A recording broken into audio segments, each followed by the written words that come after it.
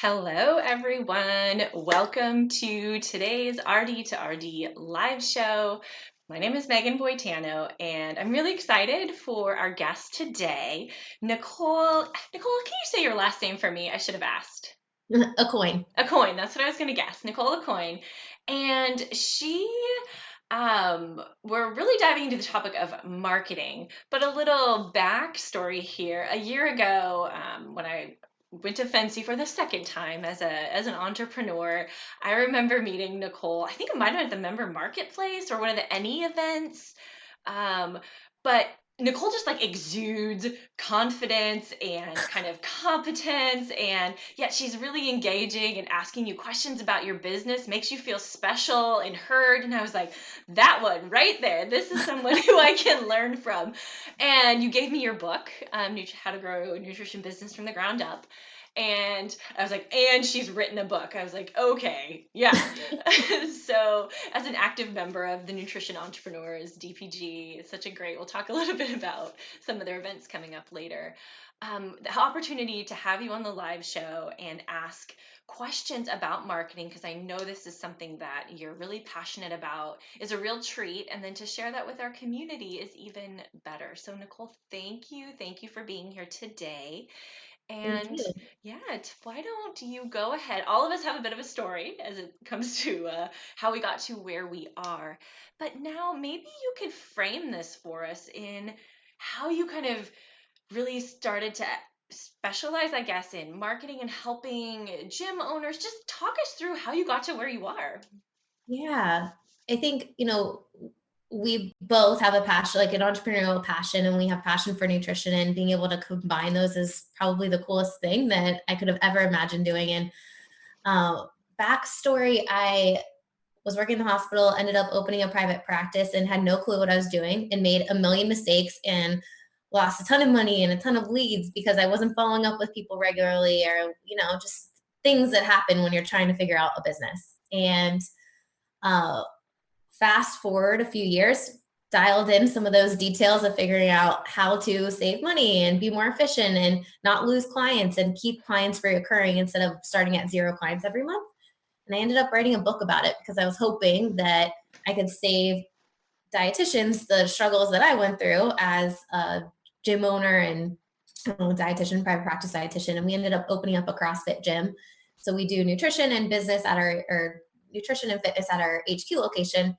And some CrossFit gyms had found out what I was doing and asked me how I could help them. And really my goal is to really pair dietitians with CrossFit gyms and help empower dietitians and nutrition coaches and just be able to offer the full service, right? Like nutrition and fitness is how we help people achieve optimal health. And the marketing thing came into play when I realized gyms started asking me more and more about marketing, and we weren't providing enough support with our mentoring program. So I did a ton of research, found StoryBrand, and saw they had like a weekend workshop and signed up for that. And then I was like, you know what? They have a next level like guide certification that's a week long, and then they train you for 3 months after that. Like maybe I should just do that. And then I would be able to teach other people how to fix their marketing. And I brought my general manager of the gym up. She did the live workshop, and then I stayed and did the guide certification. And it's helped so much. Just be able to convey a clear message, right? Like we all know we want to help people, that's great. But if you're not specific enough and you don't say the right things or relate to your potential clients, they're not going to understand how you can help them. And if they don't understand that, they're not going to buy your service. Right. It's funny, you're not the first person that's mentioned a story brand and that approach, and kind of how compelling it is to one, humans, how we're wired through storytelling, and really who our business is about, right? And how we make our customer, our client, the hero, the person who wins, and how we position ourselves, right, as the guide. So I am not a story brand certified guide, but I am learning that approach, and it's hard. I have to say that it's, you think you've got it, and then you sit down to put out a message, and yet you just kind of fall back into talking about yourself or talking about your business, or it's really hard to transition into that. So I really want to dive in today to talk about that messaging and how you start to use this approach and some real world examples so that you can start to unravel what it looks like for a dietitian, knowing how we think, because we might be Yeah, different than other people who are applying that approach. for sure. And you know what's funny is when I did the guide certification and when we did the live workshop, there were probably 300 people in the room of all different types of businesses. I mean, RX Bar was there. Some of like the cool food brands that we use were there. But then you have like Mike McAllowitz, who's wrote Profit First, and some other like really big names doing different things. And we're all trying to do the same thing. And it's be able to understand how to convey the story of how we can help people, right? Like I was talking to my kids, who are trying business and the other day at the dinner table, and I was like, okay, let's talk about how to start a business. And the first step is figuring out what problem are you going to solve. And my son says, I don't want cockroaches at school anymore. I'm like, all right, well, that's going to be an invention. And, you know, you got a whole different things. Why don't you talk about a service or like something, maybe a book, right? Like kids don't like to eat healthy. You guys love to eat healthy. What if we made a cookbook? And they're so excited. But, you know, at the end of the day, you have to figure out who your ideal client is and what problem you're going to solve. And if you talk about too many people or too many problems, now you've diluted your message and it's too confusing. And at StoryBrand, and you know, if you listen to their podcast, they always say, if you confuse, you lose. And it's so true. Like if you're not super clear with the target audience that you want to say or target audience that you want to buy your service, then no one's going to understand how you can help them. Right. So let's kind of talk in more detail about that topic. So clarifying your message. So what does it really mean to say I have a clear message? So, you know, you're just starting to talk about your target audience. What does that really look like when you say having a clear message? Yeah. So the first thing we look at is, okay, what is our ideal client and what do they want to become? So for us, it's, you know, people want to take control of their health. You know, they want to be confident. They want to feel confident in their skin. Like it's not they want to lose 20 pounds. Maybe they do, but at the end of the day, it's an emotion that they're buying on, right? Like people buy because of an emotion.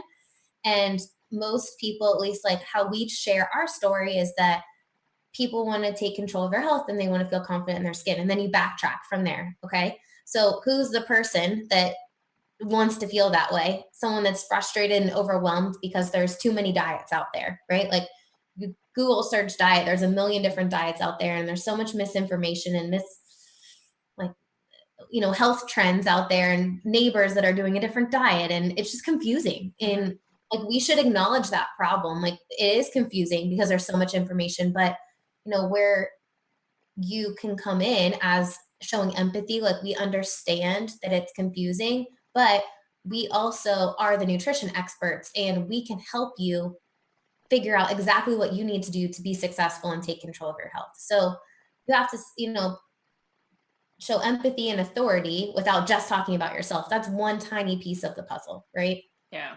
Yeah, got that. That same line, I don't know if it was a StoryBrand podcast or a different, maybe Porterfield or who it was, they were talking about that target customer, you know, idea around, like it was a lawn mowing service. You're talking about, you know, ideas with your kids that ultimately why that, you know, that emotion of why is this person interested in, you know, having their yard mowed? Yes, maybe they don't have time, or you know, it's though sometimes you want to drive up to your home and have it look a certain way, or you want your neighbors to think of you a certain way, and that's okay. Like that's the emotion. If you want to have a yard, I mean, that your neighbors envy, that is a selling point, right? And I think that psychology is really important, and it's, you know, something we can't ignore, right? The logic, the emotion, the messaging that's going to connect.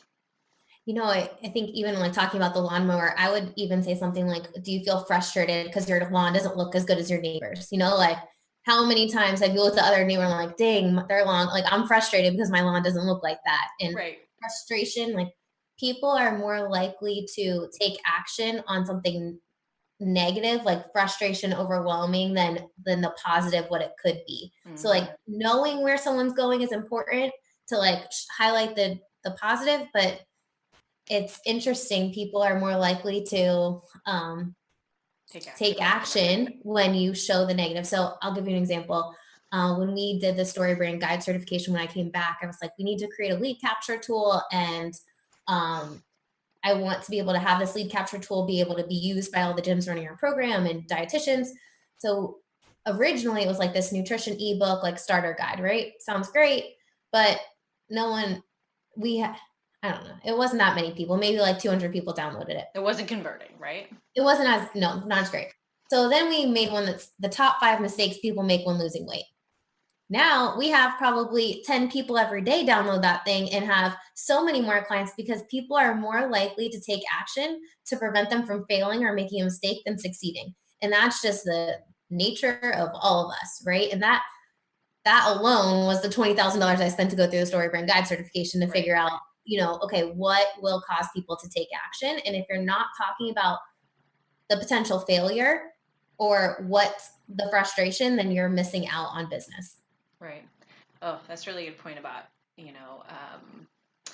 looking at, you talked about your lead capture tool, but how that's hard to get right. I think that though you just made a really good point that you had one and then you change it. And I think sometimes we're afraid, you're probably maybe not going to get it right out of the gate, that you're probably going to have to try a few different things. And eventually I'm always surprised even for my own, I do have, like an ebook, at least for RD2RD, but I also have been working like in blog posts of being very specific in content upgrades. So how can I take someone who's consuming my content, right? If we think about it as content marketing, right? I'm putting out good quality content that serves as, it's also marketing at the same time. So as those people are attracted to my content, how do I right then and there, get them to become a lead, join my email list? So being really cognizant about what can I offer as a content upgrade or a bonus or something within that specific blog article that's going to, draw that person in. And it takes me a lot longer and I put out less content, but I've really committed to doing better content that works better for my business. That's what it's about for me. That's exactly what I'm talking about at the Nutrition Entrepreneurs, the Super Sunday event. Like, so I'm the chair of authors and writers, and I wrote the book, which is great, but now it's all about blog posts and content that you're pushing out. People need to read things like 7 to 10 times before taking action. So like, if you're not pushing any content out via social media, email, website, people are not going to see you, and you're competing against Weight Watchers who has $1 million budget in marketing. So like, your way to nurture people and get them to book a free intro call or come in for an appointment is all about establishing expertise and giving people what they want to see, and when you're looking at blog posts, one thing I learned is opening up a story loop. And this is part of StoryBrand too. So like, top 3 things, number 2, you'd be so surprised with. Like, of course you want to know what number 2 is, right? Yeah. So now I'm going to click that email that's going to go to the blog on the website, and they all should be connected to each other. So if you just put a blog out, but you don't send the link via email and don't put it on social media, like, you're missing someone that's following you already. Right. I like that topic of story loops because our brain is really, it wants to know the ending to the story. So I think you made, I don't know if people caught that example, but when you're opening up whatever way you're starting a conversation, is you're doing that, in an open loop where they're just so enticed they have to know what the rest of the story is. Maybe you could give another example of how you might use that in your business, and then I'll kind of get myself back on track with questions. Yeah. So we write blogs like twice a week on the website, on the Grow Your Nutrition Business website. And I put something like that I think the recent one that came out was top 3 qualities of an amazing nutrition coach. Number 2 is the most important. What's number 2? Right. Go read it. I don't know. Just kidding. Yeah. Right. So, but that's the point, right? And even with email content, it's just the same thing, right? Like, if you don't have Donald Miller was talking about this during the live workshop, and he's talked about it on a couple podcasts before, and I completely agree. Like, sending out consistent email content on a regular basis that provides value, and then doing like every 4th one is something related to a product that you want to sell. But building yourself up as the expert in providing valuable information for clients. And when you title that email, like you should really think about what you're titling it, right? So if you can do top 3 things, or here are 5 tips, or something related to like a list and a number, and make it scannable and readable, and then open up the story loop with number 4 is the most important, or number 3 will surprise you, that's going to get more people to open up the email, right? Mm-hmm. Yeah, definitely. Play around with it. Yeah, no. Email subject lines are my nemesis. I think I don't know if I always make 6 or 7, and I'm looking at them, and I look at them over a course of a couple of days, and it's a process. It is a process, but over the course of the last couple of years, as we look at, marketing and like I have an onboarding sequence. What's funny is I've really mined my really successful campaigns, and I've tried to pull them out and reuse them in my onboarding sequence, because that post is clearly getting a lot of opens, getting a lot of clicks. It's obviously of a lot of value. How can I create more content around that topic? And how can I, better put that in my onboarding sequence? So I really go back through and try to, figure out how I can, see what's working well and do more of that. Right? Yeah. And, that brings in so many pieces of the puzzle, right? Like figuring out, okay, what topic was it, the topic that people are really interested in? I was doing that exact same thing today. I went back through all of our webinars that we've done with our internal group of 700 nutrition coaches and gym owners, and figured out, okay, like what was the best attended webinars?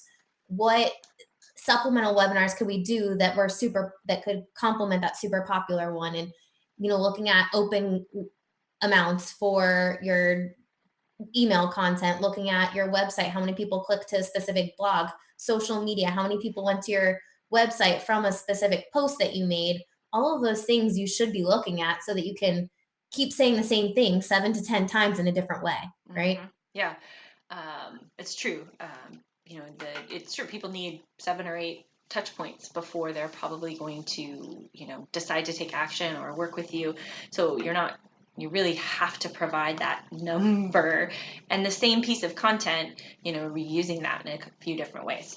So let's come back to talking about so you've told us a little bit about how you learned the StoryBrand approach, but maybe you can walk us back. You started to talk about maybe when you started your practice, how, maybe you didn't have things where they needed to be. Now, knowing what you now know, kind of how do you, I guess, contrast the two of those? And then maybe we can talk about other mistakes that you kind of see dietitians making. Yeah, I think one of the biggest things, and this is still like being refined at our HQ location, I think if you think you're doing everything right, you're doing something, you're going to fall off, because we can always get better. Looking today compared to the program 6 months ago, it's compared to 4 years ago, it's totally different, and it's awesome. And that's what makes us entrepreneurs, right? Like we try things, we're like, well, if that didn't work, let's try something else. But one of the mistakes I made early on was I had all these email addresses of current clients, past clients, and I literally let them like get dusty in a file cabinet and didn't follow up with people, didn't have those onboarding email sequences like you were talking about. And it wasn't until a few years ago that we really dialed in, like, okay, what should this email sequence look like? And be more specific with a call to action. So think, we all know we can help people, but sometimes we might not be as confident thinking like, I know I can provide you an awesome program that will get you the results that you're looking for. Like, I'm confident that we can help you. People really just need accountability and support and some natural guidance, right? So if you're super confident about it and you present like, here are the next steps to get started, book an appointment now, book a free call now, and you're very clear, then it's very obvious what you want someone to do. And I look at people's websites on a regular basis and talk to all different types of businesses. And if it's not super clear with what you want people to do, they will not take action, So I didn't have an automated email sequence, and I wasn't super clear with what I wanted people to book an appointment, but I wasn't saying that. I was like, well, if you're interested, if you want to get started, like this wishy-washy thing. And No, that's not like, people just need you to tell them where to go, right? Yes. Like, The go to the people who are ready and are like, yes, they need it to be really clear for them. And some people are like, yeah, I should do that. Exactly. And you know what? Maybe they're not ready, and that's totally okay. But having something like a pop-up or a lead capture tool to capture their email address that you can set up an automation to nurture them. And at the every one of those emails, like, prompt them to book a consult with you or a free intro or whatever your intake process is for new clients, then you're going to get more people to actually book, because you're not just going to let them fall off and then get sucked in by Weight Watchers. Yeah. So let's talk about the difference a little bit between, we talk about digital and online. They're coming to your website, but you're kind of local. So if you have a local practice, I think there's this kind of, do I focus a lot of my attention and efforts on, local, whether it's gyms, if I'm looking at gyms to get new clients, and how do I decide what are the best ways to go about marketing my business? Because this term is kind of big, right? Yeah. No, I think it's very two separate things, right? So either way, investing some time, and it doesn't have to be spending 5 hours every week putting out content on a regular basis, but at least if you put something out once a week, so you can start establishing yourself as the expert on an online presence on your website, building an email list, and then start going and talking to people in person, right? Like, look at people who are surrounded by you, look at your current clients. Do they have a friend or a family member or coworker that also is looking for some help and support? Like, those are going to be your best, looking at affinity marketing, those are going to be your best leads, because they already are bought into your service and all the awesome things that you're doing. Right. So have them refer someone that you can help. For us, we do a lot of partnerships. So, like, we work with a gymnastics facility that has hundreds of girls, and I go in and do seminars, but we also work with all those girls individually. They pay me to go there on a monthly basis, but then the girls work individually with us and they pay individually. So, you know, going out within your community and figuring out how you can set up partnerships is super helpful. But at the end of the day, you have to have an online presence, because those parents at the gymnastics facility that we work with, the first thing they're doing is Googling healthy steps nutrition versus every other nutrition practice in our area. And if I have content on there, like 5 ways to skyrocket your kids' nutrition or performance, now I'm starting to build that relationship with them online and prompting them to come make an appointment. Right. In this day and age, like, you have to have an online presence. And Oh, yeah. gosh, I cannot tell you how many dietitians that I've talked to that, and it's sad for me, because we went to school to, be the nutrition experts, and we have all this knowledge in our head, and so many dietitians don't put themselves out there because they're type A and scared of failing, or scared of, probably scared of failing, right? And then they get frustrated because this person who's lost 50 pounds, who's taken an online course for a weekend, is now getting all these clients because they're putting their story out there and putting content out there consistently. And if you're not putting content out there consistently, you're losing business. Yes. Yes. And I think there's some questions coming in here of people who really, yes, dittoing on the subject line. If we go back to that, like writing subject lines, everyone, I hear you. That's so hard, right? Yeah. It's so hard. But then, this idea of the automated email sequence, and I think sometimes we're going to get, it says kind of getting it to happen, all that technology on the back end, and we don't necessarily have time here. But I think, making sure that this is a skill that you can learn. And I think it's hard because there's different tools out there, but really understanding some of the basics of email marketing, that creating automated campaigns based on the activity of what people are doing. So for example, even me recently for RD2RD, I've gotten very focused on trying not to send just email blasts all the time out to lots of people, because really the right email to the right person at the right time. And I actually did a recent one where people who weren't yet signed up to be vendors on my site, but their email open percentage was quite high. Like, they're clearly engaged in what's going on here. If I'm sending out information on how to make money selling digital products and you're opening almost everything I've sent, yet you haven't yet become a vendor, you're probably a really prime candidate to be in my Jumpstart program, right? What do you know about your audience or specific campaigns that open to any one of these three? Or, thinking about what do you know about them? And for me, I invested in an online course. It's by Paul Jarvis. It's called Chimp Essentials, but I took that class. It gets rave reviews. He said like 7,000 students, taught me how to use MailChimp. You can use ConvertKit. There's tons, but literally knowing how to segment and send emails to the right person at the right time is probably one of the very best investments that I made in my business, that I'm just putting it out there, that I think it's essential. It changes things for you. It's a total game changer. So, and I think not getting discouraged by like a 30% open rate, like our average is that's 30 to 40%. great. I'm fine with it. Like, not everyone's going to open. The more important thing is that you have the subject line, your name at your business, popping up in a client's email on their personal device on a regular basis, so you're in the front of their mind. Yep.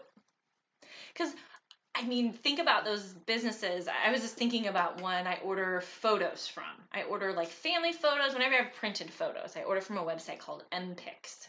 Okay, I'm on their email list, but I would say 98% of the time I delete their emails. Delete. But I like to have it in there because I'm going to forget their business name. And then I had new family photos taken. And then I'm like, oh, I can't remember the name of that company. And then literally 2 days later, it's like 25% off all prints from MPix. Like, oh, yeah, great, click. Right? It's Yep. like, whether you're a business, you see it in the subject line, or you think, being in their inbox, like you said, just because they're not opening your emails. Yes, you want opens and clicks, but not to get discouraged, like you said, by, 30%. I think people would say they're like super high. I'm like, really?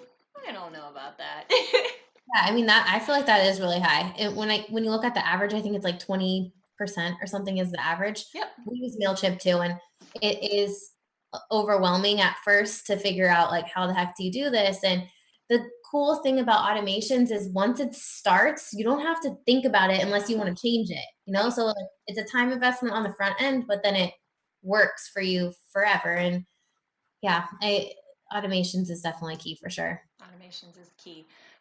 And I have a little getting started. We could talk about email marketing more, but I want to kind of stay focused a little bit on this topic. It's something that I don't know if you can tell, I have a little bit of interest in, a little bit of passionate about, but I have get some MailChimp Mojo. I have a blog article and it has like a super nice step-by-step guide to at least get your, if you want to call it, you can't do automated campaigns for free anymore on MailChimp, but at least it shows you how to send a welcome message, which you can do that. So anyway, I can link to that later on. All right. So back on track. So we've kind of gone all over the place. So before we get too off course, I want to give you the chance to go back. We were talking about mistakes that you see dietitians make. You were talking about websites and online and offline presence. Is there anything else you want to cover here before I kind of dive off into the other things? I think just going back to consistency, right? Like if you write a blog post and don't post anything for 2 months, it's not going to help you grow your business. Like it's an investment on the front end. And a lot of times people don't see the importance of the I just wrote a blog about this actually. 3 reasons why you need to write email content or content in general. Like you have to invest time to be able to build yourself up as the expert. And just because you have the RD credentials does not mean people understand that you can help them. Unfortunately. Right. And I think what do you recommend as far as the minimum frequency that you would want to be emailing your list to stay on top of mind? I'm always curious what people think. So the first 2 weeks has been shown to be the most important, right? Like our automated email sequence, I think has 7 emails within the first 2 weeks. And then the last one's like prompting them to take action, which our action is book a free call. So the first 2 weeks is that. And then after that, it's like at least once per week, just consistently ongoing. We have MailChimp that we use. We also hired another company that had like all these preset, it's made for CrossFit gyms, all these preset ones. And then I went in and changed like every other one to be something related to nutrition. So a lot of it was already done from the gym side. We just started that company this year, which has been awesome. But yeah, I would say once per week, at least. The first 2 weeks, you have to get something that's more than that. But after that, once per week would be recommended. Okay. That's, I think that's pretty much, what people say, standard once a week, right? So can you give an example? We were talking about the StoryBrand approach, a program that you've implemented where you use the StoryBrand approach, and maybe even share a little bit more about this method, and maybe how your emails might work, and kind of the messaging, kind of like put it together and then like dissect it down for us. Yeah. So really with StoryBrand itself, it's every piece of marketing from your email to your website to everything. So like looking at our main umbrella, Healthy Steps Nutrition HQ, we redid our website so that it was like multiple calls to action down the page and not about me. Like it's all that you can't read, you don't see my name at all on the front page. And so many dietitians have this like long, like 20 page of all their awesomeness on their front page, right? So got rid of all that, made it like bullet points, super simple.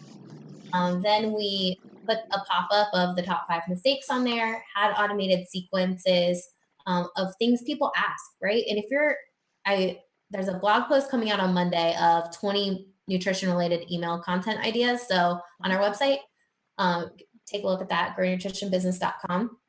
But basically it was like, what are the questions that we get asked? So recipes is always a popular one, like tools in the kitchen, the top 3 mistakes. Can't remember all of the emails right now, but basically we looked at what are the top questions we get asked, and we answered those in the first 7 emails. And the last one was like, all right, it's time for you to make an investment in your health, book a consultation right now. So the conversion of that went up drastically, and we were able to, there's texts that go along with it, which is like a whole nother layer of automations, right? Because now we can text people automatically, and now they're engaging with us via text message of, what's your biggest struggle with nutrition, and our GM just like responds back to it. So now we're prompting more people in to book appointments. Now we have more clients, right? So it all stems, but then our social media is following suit with the website as far as getting like really clear on the description, like we posted a recipe, go to the website for a recipe. On the recipe page, you have a pop-up that says top 5 mistakes. People put their information in there. Otherwise, we have thousands of people go to the recipe page. I will never capture their information. But since I have a pop-up on that page, now it captures their information, and they will eventually hopefully turn into clients. Right. Well, top of funnel, right? You got to be bringing people in and then nurturing them. So it's really, I think that's a lot, right? If you're someone who's just getting started, you're a little overwhelmed, and maybe you don't have a team of 12. You don't have any other people. And I'm not going to put you on the spot about this, but I'm in a lot of Facebook groups. And there is always this conversation around websites. And I want to throw it out here. I have 2 websites. Okay, I have a WordPress website and I have a Squarespace website. And I feel like the people who tell you need a WordPress website. Now, I get it. If you want to be a blogger and you want to monetize your website, and that's what you're going to do. Okay, you really probably do need WordPress, okay? But the thing is the people who are telling you that you need WordPress, they make a lot of money off of you deciding to do WordPress and having to hire someone to build it for you, okay? I have a Squarespace site that I love the beauty of it, that it is so simple. And these things that say you can't do SEO with Squarespace. I have one blog post that gets 3,000 clicks a month that ranks number 1, and it's on Squarespace. Okay, so I don't it's linked in with Google Console, so I can see my search results. So I feel like having a website, for me, I made a website in a weekend on Squarespace, and I've continued to improve it. But I think we get hung up on this website topic of being able to make one that looks nice, but then we don't have $10,000 to hire someone to. I invested in Squarespace, then I hired a marketing who sat down with me and said, you don't have a call to action. This should go here. That should go here. You don't have a window. Where is your pop-up? Add a testimonial. Blah, blah, blah, blah. I hired someone who knew how to make my pages look good and rewrite the copy, and I did it on Squarespace. So I'm just putting it out there. 100% agree. Like, you do not need to hire someone you need a website. So like, if you're not going to do it and it's going to be this like thing on your to-do list for every day for a year, then hire someone to do it. But if you sit down and do it, like my first website was on Wix. Like, you know what? I did it. It wasn't great, but I got myself out there and we transferred all of those blogs to we ended up hiring a website developer. Thank you. And it's on WordPress and I can edit it. Now I go in and make changes because it's important to know how to edit things, but people make websites way more complicated than they need to be. And that is one of the things I've done with the StoryBrand. I had, I'm in a mentoring group with Michael Hyatt. He's like a business guy. And one of the guys in our mentoring group, he reached out to me yesterday, like, hey, Nicole, I need you to help me. He does kind of like WeWork, but for hotels. Oh. And it's pretty cool. It's all this innovative stuff. And he's like, I need you to help me with this website and make sure that we're targeting the right people and having the right calls to action. And if you could do one thing for your website, it's make sure that there's really clear calls to action. So book an appointment now and make it so that they're not having to contact you. Right. I go to websites all the time and it's like, contact us to make an appointment. No, use Acuity or some other type of calendar that's free for you, but you put in your appointment availability and then someone can book and then you can set up automations to go to them to remind them the appointment. Like, make it simple, because the tougher you make it for people, the more roadblocks they have to go. They're not going to do it, and then you've lost business. Right. No, I get website. Yeah, I do. Yeah. So, I have, like you said, I have a WordPress website. I had to hire, developer. I have someone who maintains it. I can do a lot of the things, but having both, I can see the benefits of both. I don't have anything against a WordPress website. So many people, like, you start out in your business and you do 100 million things wrong. Like, you are going to do it all wrong, right? So why wouldn't you spend, like, if you're going to launch on a website that's the least amount of investment, then figure out who you are, who you serve, your automations, your content, get it right, then spend the money on building that website that's going to grow with you. That's just kind of my, like, soapbox for the day. I like it. I mean, we've done that, right? I have 2 website developers now, one that's on a retainer that we pay quite a bit of money every month, but if anything goes wrong and people aren't able to log in, I know that he's going to fix it as soon as possible. Yeah. And, that's was hired him this year, 7 years it took me to get a full-time website developer. So yeah. I would like to say, who that is successful now hasn't done a website relaunch? No matter what you think you're doing, that website you're working on now is not going to last you for, ever. No. It's not. So anyway, I digress. So 3 tips for people that really are looking to grow their business. They're like, okay, Nicole, I'm hearing what you're saying about the StoryBrand. I know I need to do my email sequence, but my website, I'm supposed to be writing a blog post. This is a lot. So 3 things they should walk away, the top things they should be doing. Number 1, I would say, is make a plan, right? Like, for us, I create content ideas, like an ongoing list on my phone, so that when it comes time for me to write, I have ideas of what I want to write about. So in your notes section of your phone, make a list, but consistency is the number 1 important thing. So if you have an idea list, then you sit down and just make it part of your routine. That, for me, I know my queen bee role in my business is me writing content. So, like, the most important thing that I can do to help grow the business at this point is writing content. So I know that's going to convert into more free calls. I know that's going to convert into more clients. So, but I'm at a different point than many people probably listening to, just because we have a bigger staff, right? So keep it consistent with writing content. Keep an idea list in your thing. That'll be number 1, keep an idea list. Number 2 is block off, like, I do something called the big 3, and this is from Michael Hyatt. But I have 3 things that I try to accomplish every day. And if I had this, like, list of 50, I would be so overwhelmed, and I probably would do, like, 1 of those 50 because I would be so overwhelmed. So instead of, like, trying to think of all these different things, think of, okay, I need to get a website. I'm just going to do a main page that's just going to have my call to action to book and a success story of my neighbor who I helped them lose weight. Awesome. And, like, keep it super simple, right? So instead of overwhelming yourself, like, condense it down to just, like, do 3 things each day to help grow your business. And a lot of times, like, I don't know about you, Megan, but I started as a full-time dietitian in the hospital. So I was like building this thing on the side until a point where I was like, okay, I can replace half of my income from the hospital with what I'm making monthly at Healthy Steps Nutrition. And then it was like, okay, now I'm making all the money. Let's get rid of the hospital. And then it was like, okay, now I have money to hire one person and then two. And then, it just slowly grows, right? But when you're first starting out, like, you don't have to do everything, just do something, Love that. You don't have to do everything. You just have to do something. For me personally, I like this point of you made about doing the top 3 things. I think that consistency and a little bit of discipline. Like, I get up, right? I'm a 4:30, 5 o'clock person. Get up, eat the frogs first. I leave my cell phone on my bedside table. I don't look at it. I don't turn it on. I don't check social media. I don't do any of that. I sit down on my computer and I don't open my email, and I don't that this is my content writing window time. Okay. Yep.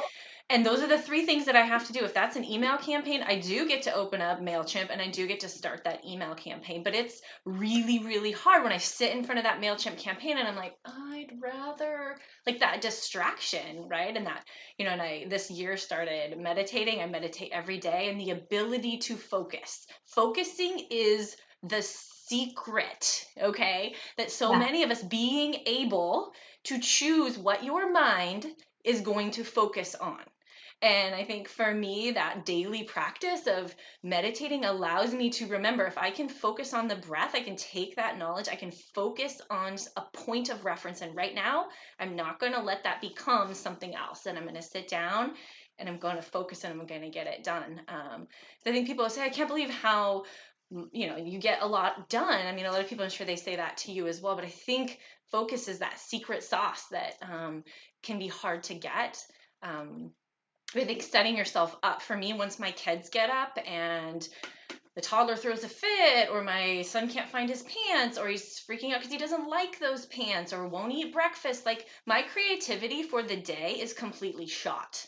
There is no good blog articles or email campaigns that are probably going to happen today. Yeah, I agree 100%. So part of my morning ritual is creating content as well. Like, it's the first thing, because later in the day, stuff like this, like I'm doing a podcast or an interview or something, will come up if the later, you go, and you have to be diligent with your time, Yeah. especially if you're doing this as a second side business until you kick it off, right? Like, Right. set some parameters for yourself. And they're at the beginning, gosh, I was working super long days, but I knew, like, this was my passion. This is exactly what I wanted to do. And I was going to do anything to make it work. Right. And, I think also realizing, like, okay, when can you hire someone else, right? Like, when can I hire support and realize, like, I don't have to be everything. I just need to figure out what I'm really good at, and then hire other people that are great at all the things that I'm not good at, Right. That's super good. Super, really good advice there. And I love that people, when you're talking about how your journey happened, right? So often we look at where you are now and don't realize that, you had those incredibly long days, and where I'm sure early on in your business, were doing kind of the wrong things and leads were slipping through, that somehow we're looking at ourselves going, I'm failing, I'm doing everything wrong. No, you're on the same journey that many people have tread before you. And most of the time, if we talk about StoryBrand, those people, that there are, like, coaching and programs and things that you offer that ultimately, there are tools and things that can help, accelerate that process, but nothing's going to eliminate falling on your face or making mistakes or doing it all wrong. That's sometimes just part of growing a business.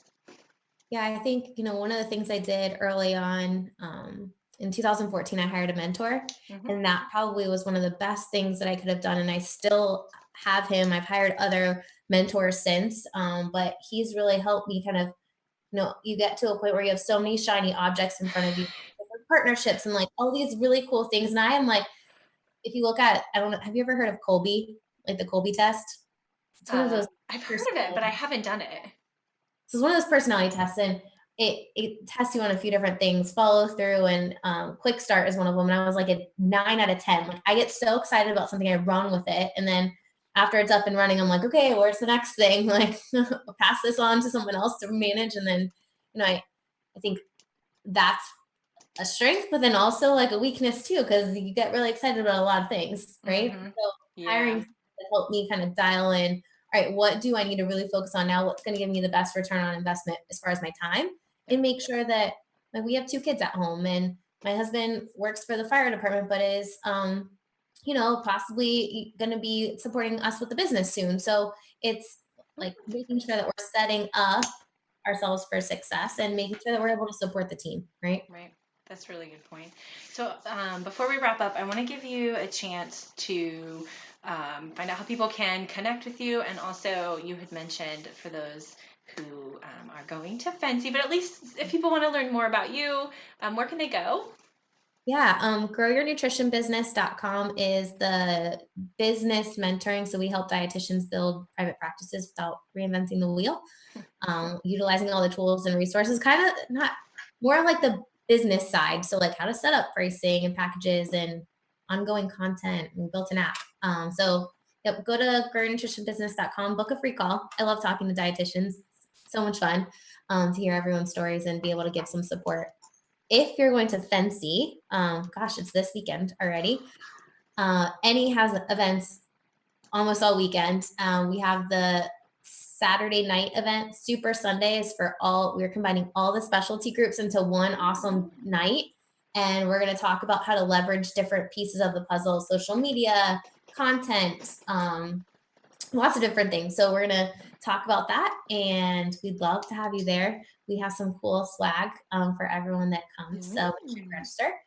And Yeah, big shout out to any, whether you're going to Fancy or not. Nutrition Entrepreneurs is a fabulous practice group for anyone who's trying to run a business. I think people don't always know the depth of resources that are available and just the network of people who you can reach out to, and that it's a great group to be a member of. there are some really inspiring people in that group that have done some really amazing things. So I love the group. I learned something from all of them. It's so much fun to just connect with other nutrition entrepreneurs too. Sometimes when you're like at home, you're isolated into, and there's not that many nutrition private practice dietitians out there. So being able to surround yourself with some and have that support group and learn from everyone else's mistakes is super helpful. Yep. Two of the people in my mastermind group I met through NE. So Oh, cool. yeah, that's Awesome. always valuable. Yeah, right. Yeah. So definitely check out the Fancy Any events, and yeah, follow us on social media, growyournutritionbusiness.com or at Grow Your Nutrition Business. And yeah, you always send an email. Awesome. Nicole, thank you for coming on the live show. It's always fun to, I think, dive into the journey that's always a little messier than it looks. And then also to kind of see now where you are, what are the things that worked. And I think for me, what really stood out is content, right? Content that your audience is interested in, and, taking advantage of some of those elements of StoryBrand, of that open loop, of thinking about the little things of, your email subject lines, and how do you take traffic and make sure you've got pop-ups and call to actions and clarity around booking a call. What do you want them to do? And so I think in systems, right? You mentioned how the most important thing you can do for your business is to create content, and knowing what those are, and, finding a way to get the most important things done, because you can't do it all. For sure. It can be overwhelming, but there's so many free resources. I mean, you guys have a ton of free resources on your website to just get people starting to do something, and something is better than nothing. I mean, right? Like, what is it? 1% a day, right? If you do 1% something a day, then you're going to think about where you can be a year from now. And so many dietitians I talk to are, tell me, I've been thinking about doing this for a few years. It's like, if you would just do something to get yourself in the right direction, and that could just be starting to share your story and post pictures of the food that you're making at home, right? Like recipes, a day in the life of what a dietitian eats, like all of those things, just content, push it out. Yeah, just start. That's great. So thank you again for being on the show, and thank you guys for tuning in, and people kind of chiming in on lots of yeses here for some of the comments. So I feel like this is something that we all struggle with. In, what are we, 2 weeks, I'm really excited. I think it's 2 weeks, but the first one in November is Heather Neal is rejoining us on the live show. And I have major organization envy for Heather Neal. If any of you guys know her from Dietitian HQ, she's probably one of the most like organized, and like she has a major plan. So she's going to talk about this tackling the to-do list and some of the technology she uses from Trello, and just her approach to staying organized with everything from content to email to social media. So I'm really excited to have her pop the hood on how she does things. So be sure to tune in a couple of weeks for that. So That sounds awesome. yeah, and then the second one in November will be Heather Kaplan from the Weight Inclusive Nutrition and Dietetics, when she's going to talk about kind of, her